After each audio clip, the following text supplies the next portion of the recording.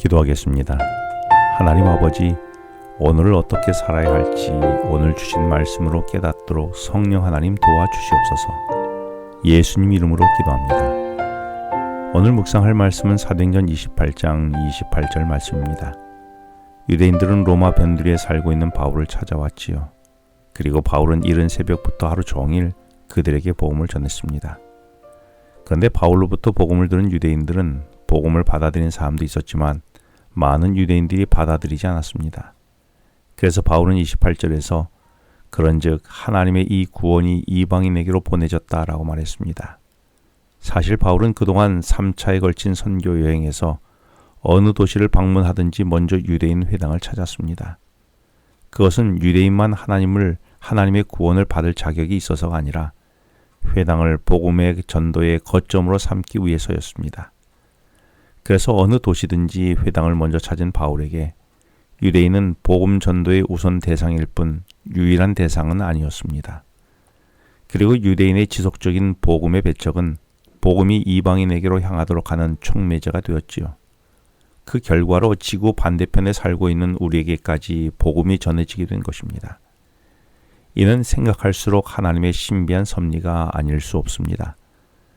그러나 사도행전을 기록한 누가가 유대인의 복음 거절로 하나님의 이 구원이 이방인에게로 보내준 줄로 알라라고 말하며 사도행전에 막을 내린 것은 하나님의 신비한 섭리뿐만 아니라 소개하기 원하는 또 하나의 중요한 이유가 있었습니다. 그 이유가 무엇일까요? 교회를 짓밟던 청년 바울은 다메섹으로 가던 길에 주님께 사로잡히게 됩니다. 그리고 시력을 상실했습니다.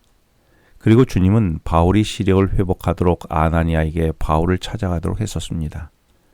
바울의 전력을 잘 알고 있던 아나니아가 바울을 찾아가기를 주저하자 주님은 아나니아에게 사도행전 9장 15절에서 바울을 내 이름을 이방인과 임금들과 이스라엘 자손들에게 전하기 위한 택한 나의 그릇이라고 하셨습니다. 주님은 바울을 주님의 복음을 전하기 위한 그릇으로 택하셨고 바울의 전도 대상으로 이방인들과 임금들과 이스라엘 자손들이라고 했습니다. 이 말은 빈부, 귀천, 남녀노소를 물론하고 이 세상의 모든 사람들이 복음 전도의 대상이라는 말입니다. 그런데 중요한 것은 그 첫 번째 대상이 이방인이었다는 것이지요. 당시 선민의식에 젖어 있던 유대인들은 이방인을 사람으로 취급하지 않았습니다. 그리고 유대인의 관습상 이방인과의 접촉도 금기사항이었습니다. 그런 상황 속에서 바울이 이방인을 전도의 첫 번째 대상으로 삼는 것은 자신의 목숨을 걸어야 한 것과 같은 일이었습니다. 하지만 바울은 주님의 명령에 순종하여 이방인 전도에 자신의 생명을 걸었습니다. 사실 주님이 바울에게 이런 특별한 사명을 주신 것에는 사연이 있었습니다. 주님은 인간의 죄값을 대신 치러주기 위해서 제물로 십자가에 못 박혀 돌아가셨고 사흘 만에 죽음을 깨뜨리고 살아나셨지요.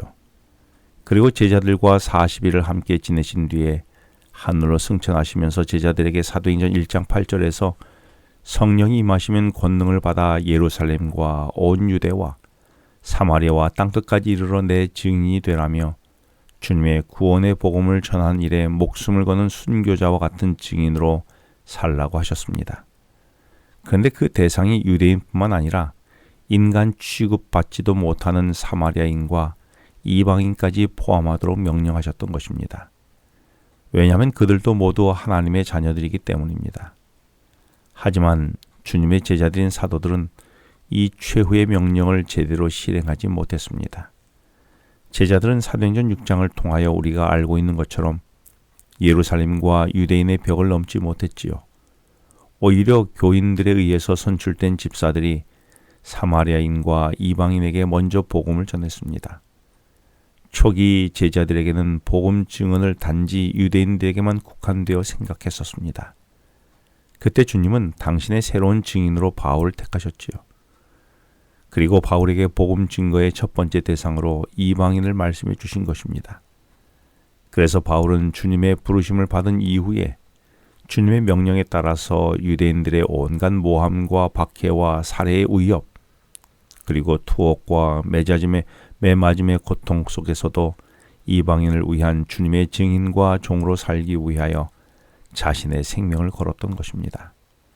그 결과 주님의 지상 최후의 명령인 땅끝까지 이르러 나의 증인이 되라는 사도행전 1장 8절의 말씀이 사도 바울의 일생을 통해서 그리고 자신의 삶을 통해서 지중해의 곳곳의 땅끝에서 성취되고 완결되어 갔음을 누가는 사도행전의 마지막 장인 28장에서 증언하고 있는 것입니다.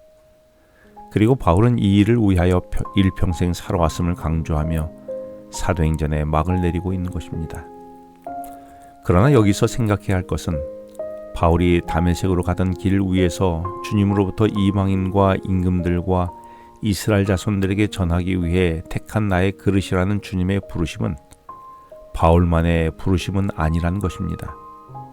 이 부르심은 오늘날로 주의 복음을 듣고 주님의 백성이 된 나를 향한 동일한 부르심이 아니겠습니까? 그렇다면 내 인생의 가치는 주님께서 제자들에게 말씀하셨던 예루살렘과 온 유대와 사마리아와 땅끝까지 복음을 전하는 증인으로 살아갈 때와 바울에게 이방인과 임금들과 백성들에게 구원의 복음을 전한 택한 나의 그릇으로 내가 사용되어질 때에 그 가치가 부여된 것이 아닐까요? 오늘도 부르심에 합당한 하루를 살아가야 하지 않겠습니까? 그렇게 하여 사도행전 28장으로 끝난 사도행전이 나로 인하여 그 다음 29장의 이야기를 써나가야 하지 않겠습니까? 기도하겠습니다.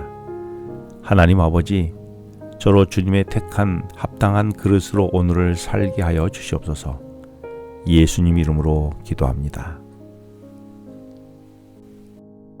지금은 개인 기도 시간입니다. 오늘 주신 말씀을 묵상하면서 주어진 기도 제목과 개인 기도 제목을 놓고 기도하시겠습니다.